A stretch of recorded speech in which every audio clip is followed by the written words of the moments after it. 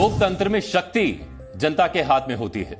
अभी तक आप और हम यही पढ़ते और मानते आए हैं। राजतंत्र में शक्ति राजा के हाथ में होती है। इतिहास हमें यही बताता है।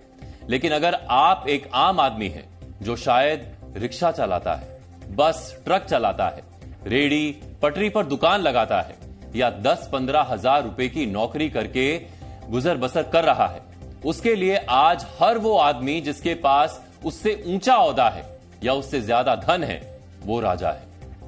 जैसे किसी राज्य का राजा अपनी प्रजा के किसी भी व्यक्ति से यह कह सकता है कि उसकी औकात क्या है, इसी तरह से लोकतंत्र में हर ऊंचे ओहदे पर बैठा शख्स अपने नीचे ओहदे वाले को या अपने से कम शक्तिशाली व्यक्ति को यह कहकर धमकाता नजर आता है कि उसकी औकात क्या है। मध्य प्रदेश के शाजापुर में कलेक्टर और बस ड्राइवर्स की एक मीटिंग हो रही है। आपको हमने बताया था कि पिछले 2-3 दिनों से पूरे देश में हिट एंड रन कानून की वजह से बस ट्रक ड्राइवर्स हड़ताल पर थे। इस मुद्दे को लेकर केंद्र सरकार एक्टिव थी। यही नहीं, सभी राज्यों के अधिकारियों को बस ट्रक ड्राइवर से बातचीत के जरिए हड़ताल वापस लेने के लिए कहा गया था।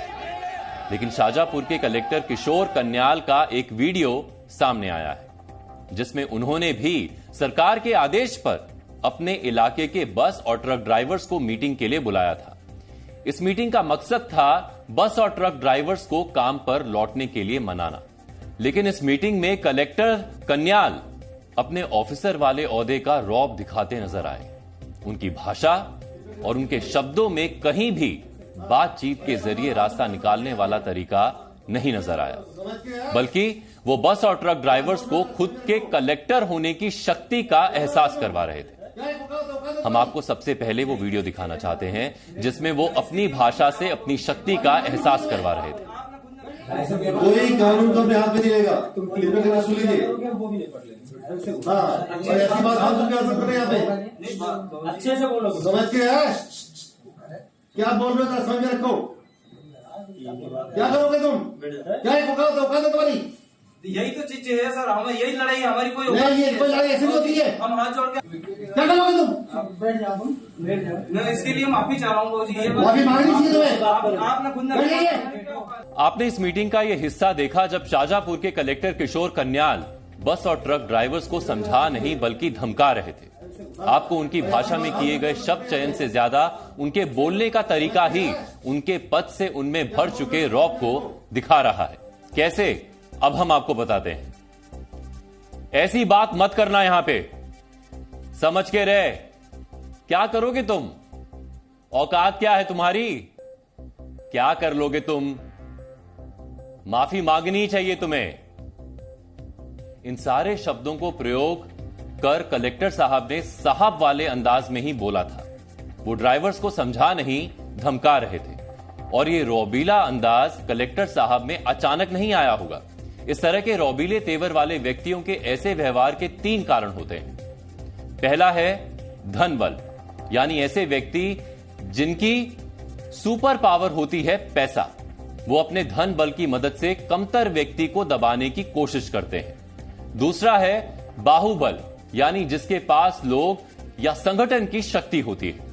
ऐसे लोग अपने साथ खड़े व्यक्ति की मदद से अपनी शक्ति का प्रदर्शन करते हैं। तीसरा है पद की शक्ति, यानी अगर कोई पद या ओहदे पर है जहां पर मौजूद रहकर वो अपने आदेश से किसी के खिलाफ एक्शन ले सकता हो, ऐसे व्यक्ति भी कमजोरों पर शक्ति प्रदर्शन करने लगते हैं। शाजापुर के कलेक्टर साहब इसका एक बड़ा उदाहरण है।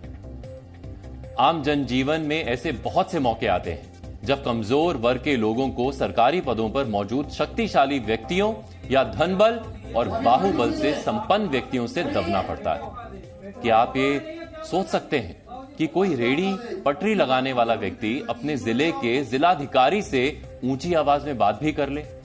क्या आप सोच सकते हैं कि बस ट्रक चलाने वाला कोई ड्राइवर अपने क्षेत्र के कलेक्टर से ऊंची आवाज में बोल दे?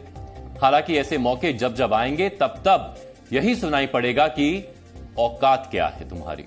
मेरे ध्यान में लाया गया कि कल ट्रक ड्राइवर और जिला प्रशासन की बैठक में शाजापुर के अंदर जिस प्रकार से भाषा बोली गई, अधिकारी को यह भाषा बोलना उचित नहीं है और खासकर ये सरकार तो गरीबों की सरकार है। यशस्वी प्रधानमंत्री मोदी जी के नेतृत्व में हम गरीब उत्थान के लिए काम करते हैं और ऐसे में हर एक अधिकारी को, वो कितने बड़ा अधिकारी, उसको गरीब की काम का भी सम्मान करना चाहिए और भाव का भी सम्मान करना चाहिए। इसलिए मनुष्यता के नाते से ये भाषा कम से कम हमारी सरकार में बर्दाश्त नहीं। मैं खुद मजदूर का परिवार का निकला हुआ बेटा हूँ, इस नाते से मैं उम्मीद करता हूँ कि आगे इस प्रकार से अधिकारियों को अगर वो ये भाषा बोलते हैं तो उनको मैदान में रहने का अधिकार नहीं है। मैं उम्मीद करता हूँ कि दोबारा जो अधिकारी आएगा वो इस प्रकार की भाषा का और व्यवहार का ध्यान रखेगा और इस प्रकार की भाषा जो बोली जाती है, मेरे मन में बहुत पीड़ा हुई इस बात की। मैं कभी क्षमा नहीं करूँ इस तरह की बातों को। अब इस बात से तो कलेक्टर साहब भी इंकार नहीं कर पाएंगे कि अगर उनकी मीटिंग अन्य कलेक्टर्स के साथ होती या किसी राजनीतिक पार्टी के बड़े नेताओं से होती तो शायद वो इस तेवर में बात नहीं करते। सोचिए, अगर कलेक्टर साहब की मीटिंग इसी मसले पर इस क्षेत्र के विधायक या सांसद से हो रही होती तो क्या वो इसी लहजे में बात करते? क्या अपने क्षेत्र में होने वाली राजनीतिक रैलियों के दौरान वो पार्टियों के कार्यकर्ताओं से भी ऐसे ही बात करते हैं? शाहजहांपुर में आज हमने वहां चालकों के साथ एक मीटिंग की थी जिसपे हमारा उद्देश्य ये था कि उनको इस चीज से कन्विंस करना कि आप कोई भी कानून व्यवस्था अपने हाथ में नहीं लेंगे और आम जन को कोई परेशानी नहीं होने देंगे। आज मीटिंग के दौरान एक ड्राइवर बार बार उकसा रहा था कि यदि 3 तारीख तक उनकी सारी मांगे नहीं मानी गई तो वो किसी भी लेवल पर जा सकते हैं और जिसमें कानून व्यवस्था बिगड़ भी सकती है। उसी चीज को लेकर मेरे द्वारा काफी गुस्सा व्यक्त किया गया और मैंने जो भी किया उसका उद्देश्य यही था कि शाहजहांपुर की जनता को कोई समस्या नहीं आनी चाहिए और हमारा इंटेंशन ये होना चाहिए कि शाहजहांपुर अच्छी कामों पर जाना चाहिए। वही मेरी इंटेंशन थी।